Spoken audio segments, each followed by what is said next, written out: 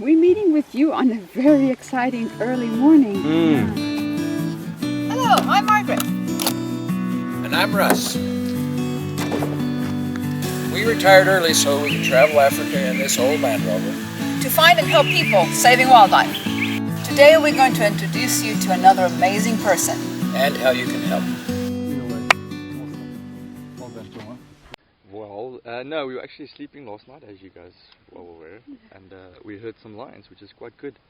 First lions that I'm hearing in the Nyae-Nyae in the south. You know, we've been spending a lot of time here trying to find the lions, and then I was quite surprised the spot we picked last night. This morning I was thinking to myself, you know, we could have stayed anywhere. But luckily we stayed in the spot, and I even said to you last night, I don't think we're going to hear lions, and we heard. Yes, you did, I know. So I think the first call was like 1:30. I heard the lions, and then the wildebeest started running in the plains here. And then I said to my tracker, we're going to go. If we hear them again, we're going to go. And then we went and we found them. Two beautiful females, a bit nervous, but yeah. And they came straight to camp, walked straight through camp, which is pretty cool. Okay. Yeah. Well, that's an exciting way to start off with this. Okay. Marnus, why don't you tell us a little bit about how you ever ended up like this, taking care, you know, paying attention to lions and... That's a difficult thing. I just think, you know, it comes from my dad.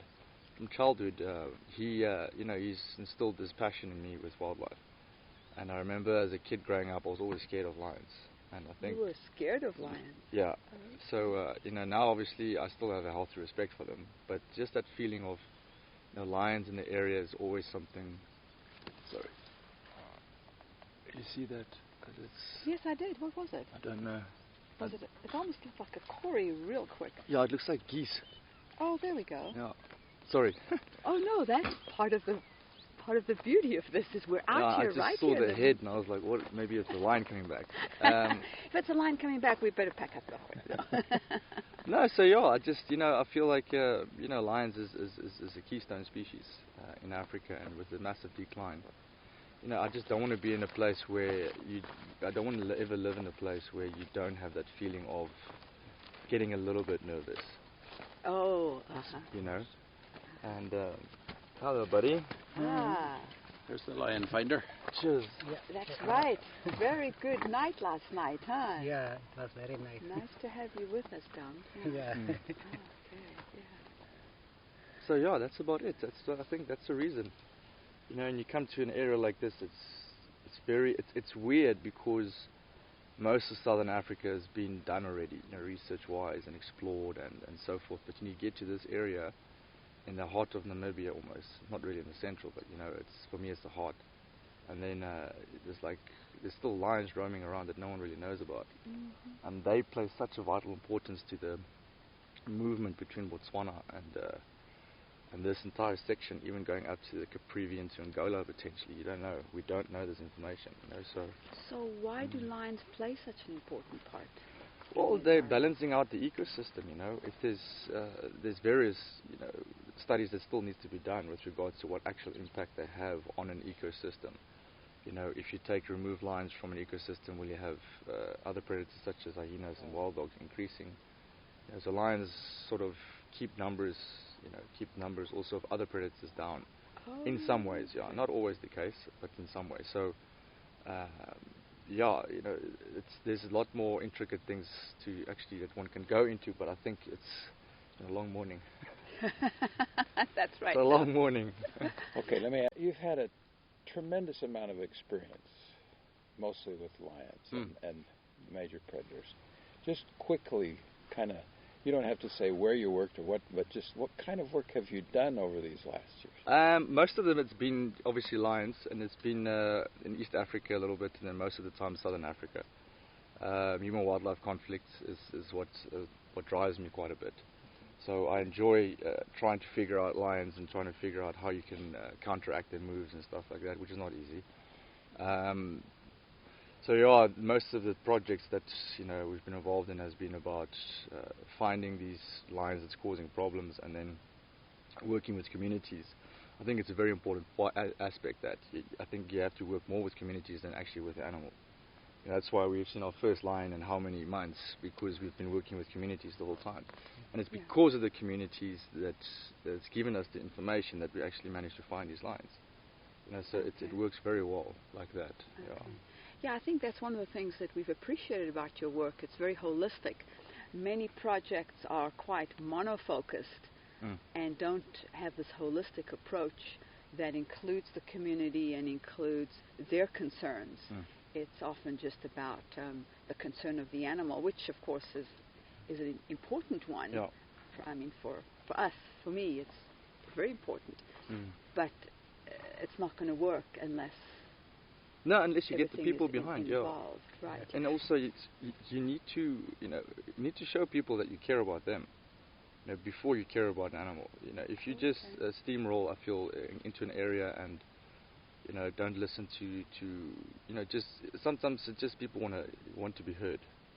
That doesn't always mean they want things. They just they want to share their sorrows and their troubles to someone else. And then you have to just listen to them and show them the respect they deserve. And then that's how you build relationships, in my opinion. Right. So why the Nyae-Nyae? Well, many years ago I was here working with another organization, and we tried to reintroduce cheetah here, but always since then I always felt that we don't have enough knowledge of this place to even introduce anything here. And then obviously many years later I got contacted through Nanufasa, Alexandra. She's done some work with the local trackers with Dam and so forth. And then she said, look, why don't you try and come and start a project here? And then she's contacted the guys at the MET, and we became good friends at MET. And MET being? Ministry of Environment and Tourism. For Namibia. For Namibia. And and that's how it started. Meeting the people, and then again, developing bonds and saying, okay, let's start and let's see what it is here. And the biggest thing is not to look at the picture too big. And I always go too fast. So it's good to have the guidance saying, listen, let's take it slow, step by step. First questionnaires with the communities, then it is finding the animals, then it's starting potentially putting collars on, seeing how the animals are moving, and and exploring this beautiful area through their eyes. The animals' eyes, Okay. While you're watching them on the GPS, you see how they're avoiding villages and so forth, Okay. And I think from what you've told us before, your involvement with MET has been very positive. It's always it's very positive, and it's such a beautiful area. So that's where we work well, because every time I give him feedback, he's very excited about hearing. So we almost seeing the stuff through for him, so he's enjoying that a lot, and he can trust us, which is nice, so we can take care of things, and then when we need help, we just say, listen, this is what we're looking at, can you give us advice or help, and so on. So he's been quite a big influence. Marvelous. So then the Conservancy is structured with leadership, or how does so the Nyae-Nyae Conservancy was one of the first out of, I think, 82 conservancies in the whole of Namibia. This conservancy was registered in 1997, so the whole model is to give back to the people, their area. So therefore, they run it themselves, with guidance naturally. And so the structure at the moment is you obviously have your board members, and then you also have people in the village. They're also part of the annual income memberships and so forth like that, income that the Conservancy makes through tourism and so forth. Goes to the members of the Conservancy. So I think there's over 2,000 members in the Conservancy, but the board consists of, I think, 12 members or 11, I'm not exactly sure now. Then you obviously have a Conservancy manager, a new guy called Erastus, who's is fantastic as well. He's got a lot of energy. Right, we met yesterday. You met Erastus yesterday. I was just fascinated by the way he enjoyed watching your flamingo video. Of your drone footage of the. I mean, he was just glued to your laptop screen as he watched the flamingos. He just really, and I thought that was wonderful that he didn't just go No. He was just really engaged in what you were showing him. So sounds like you've got quite a bit of support too from. Yeah, and we communicate a lot. Like, he would send me text messages a lot when there's reports of wild dogs or lions coming through from the village. Okay. Which is great. Then you sort of have an idea of what's going on, when I'm not here. Okay. And I know that lions were seen or something. So you mentioned text messages, so the communication seems to be an important structure that you create, because it's a huge, huge area. I mean, we've been driving through this area now for the last couple of days, and I mean, it's so huge. You need so many eyes on the ground. Yeah, no, exactly. We have, like all the villages, they get our contact details, either Dum's number or myself, and then if they see something now, in the next few days, for example, and they would send us a text that we know where to start looking. And that's what I said, with the lions in this area, we sort of have an idea of where they're going to be. Or not an idea, we presume they're going to be here, and then luckily for us they roared. If they didn't roar last night, they would have walked straight through camp. And you would have seen the tracks this morning. I would have been very upset. Well, not upset, I would have been happy to at least camp. But to I say know, hello. but you want to be able to, you want to be able to see them. Yeah. Okay, let me change things up just a little bit. We're going to ask you a very different question. You've had so many experiences with your lions and with your tracking and all. What's the one that you remember the most? That was either exciting or scary or funny or whatever, but what's the one that you remember the most? You think too, and which one do you think? Sure. I don't know, eh? I think each one is different, I think like this is probably one of those ones that'll always stay with me. It's because it was so special, because we worked so hard for it. I think there was another one years ago in Botswana when I was working there, the wildlife department phoned me. They were stuck in one of the farms. They got stuck in the rain, and they asked me to come fetch them. And then and I was like, "Are you kidding me? It's nighttime." So it was like 8 o'clock, and I was like, "Okay, let me go." And I raced in the rain. It's like 40 kilometers to get to this area. And as I come around the corner, I just see this male lion and a female running past this cattle post. And the male lion's hair is all like floppy, and he doesn't look like a male lion. And he's just running on this mud, and he's slipping. He's trying to get away from me. So I didn't expect it. I almost crashed into him. I was like, whoa. So that was quite a special thing, But I think it's also nice to dart a lot of times, when you go with the veterinarians and you see how they do it, and you learn from them. So I mean, but every time is unique, in my opinion. Well, I have to say that yesterday when we were driving and suddenly you pointing like this, and Dom gets out and goes. That's when we saw the wild dogs, and you were just so. I was happy. They've also eluded me since 2017, Oh, so it was the last thing I expected yesterday. So you guys are lucky, You guys are good luck. Yes. Oh, good. Yeah. We brought rain too, didn't we? Yeah. So exactly. it was 2 years, and you had not seen. No, you see, so since 2017 we started here, and it's been surveys, just figuring out slowly but surely what's going on. So it's been all about spoor surveys. So we haven't really stayed here permanently for a long time. Like myself, I mean, Dum lives here, obviously. Yeah. But now that we're driving a lot more, and I think this is going to be a year that's going to be very difficult because of the lack of rain. So therefore, your predators will focus at all the waterholes. They'll move from waterhole to waterhole the whole time, in my opinion. So that's what they do when it's dry to find. But that'll be good for your research. Yeah, it'll be great for research, and also I think a lot of things will change with the home ranges and territory. So, if it doesn't rain again, or if it rains, it has to rain like more than 300-400 mils. If it doesn't rain, before the end or rainy season, which is when? End of March, April? And around April. April, so we've it's still not got a very month. much, but it's not many days. We have about 45 days. If it hasn't rained, we're in trouble. Well, it's just like this pan that you showed us the footage dry, of. yeah. Yes, it was beautiful. It used to be full. Yeah. And now now it's not full. we saw one flamingo. Yeah. So, Dom, what experience or what do you remember about a tracking thing that was so fun, so very good? My experience is like I learning from my grandparents, and then after that I went to schooling, and after schooling, because I'm dropping out at 1994, And then the first quarter, I dropped out, and then I started with lap standard.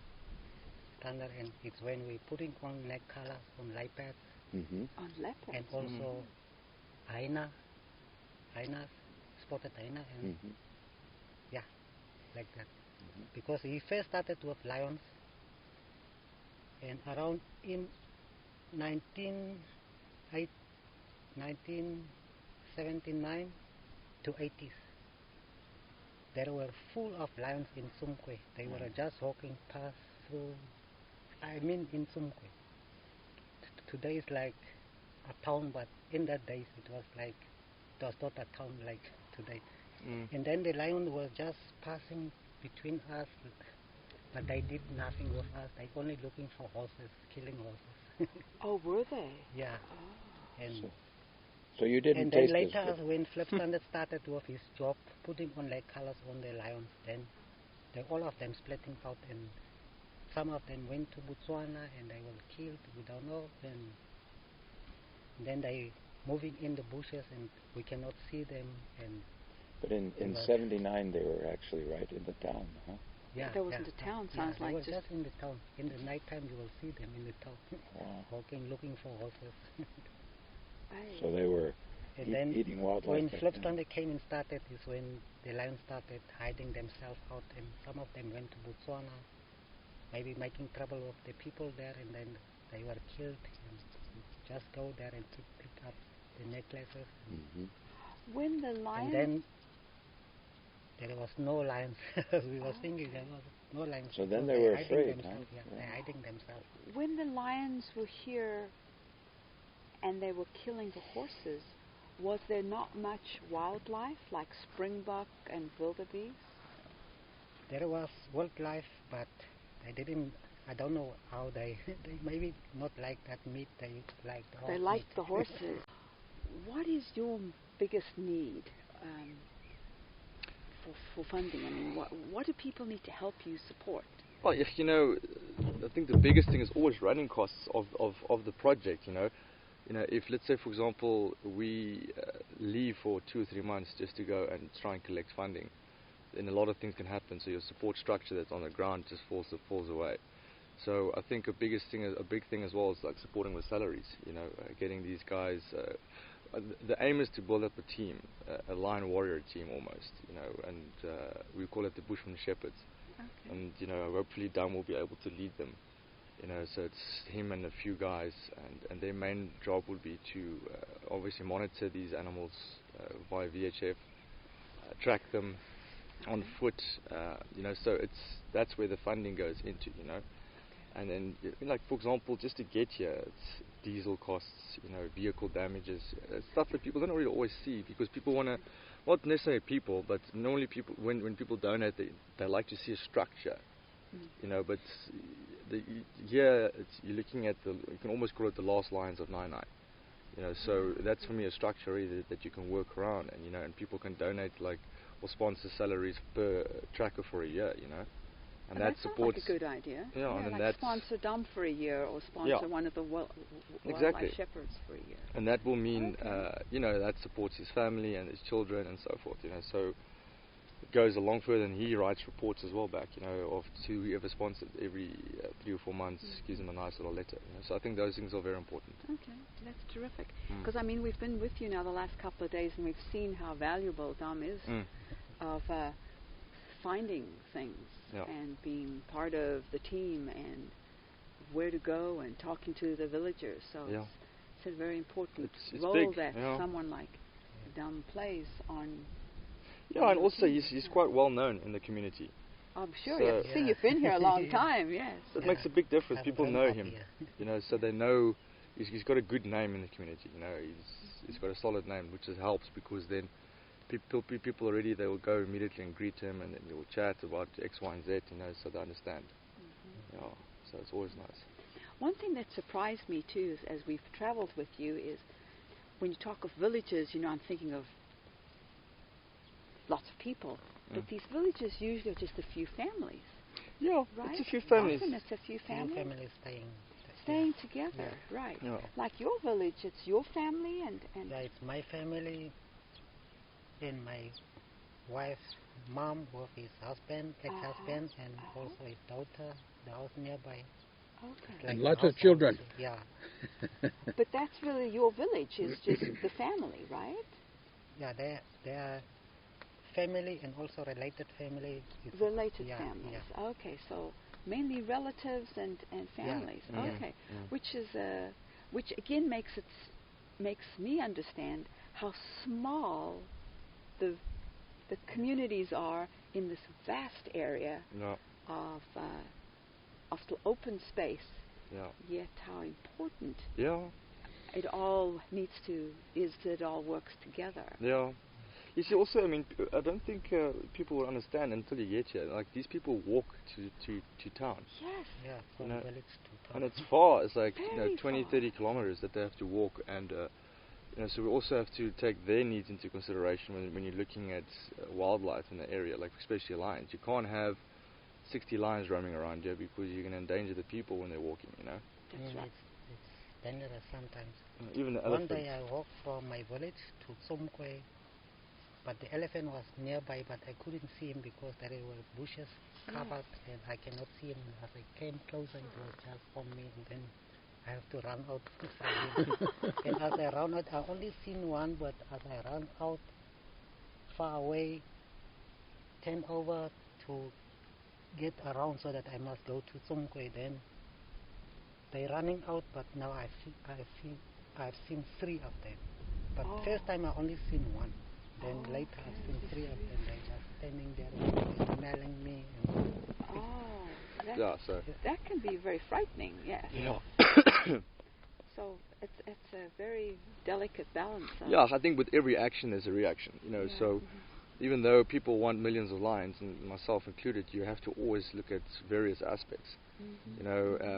Yes, the lion numbers have declined, but you work with a small core of lions in the area, and then you say, okay, great, once they become more, for example, which I don't think they would, depending on their natural environment, in the sense of prey availability, stress levels, all these things can have an impact. But if they do get more, then you're going to have another problem where you're going to move them. Right. And those lions that do move out, they're going to get close into human contact again, and then they're going to get eventually shot. So, although we all want a lot of lions, you always got to remember, these people, they walk far. They don't have a car to jump in quickly. That's what they do. Right. So, Right. always consider that. Right. That delicate balance again of the people and the wildlife. Yeah. But I think this is a beautiful area to do this because you've got people who live. Your people have lived here very naturally for a long, long time, right? yeah. Like your knife making and the way you hunt and the way you live is very much in tune with With nature, nature. Yeah. Right. And they Which is understand it, beautiful. They understand. I always compare the Bushmen to the movie Avatar.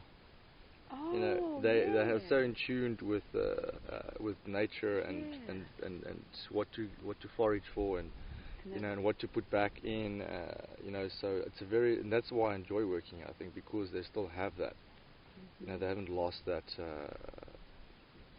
special traditional ways of understanding what wildlife's about and so on. Yeah. And that respect for Exactly. which has been lost so much in the world today. That just respect and reverence. Yeah. No, exactly. For nature. Right. Beautiful. Come along, join us. Join the adventure.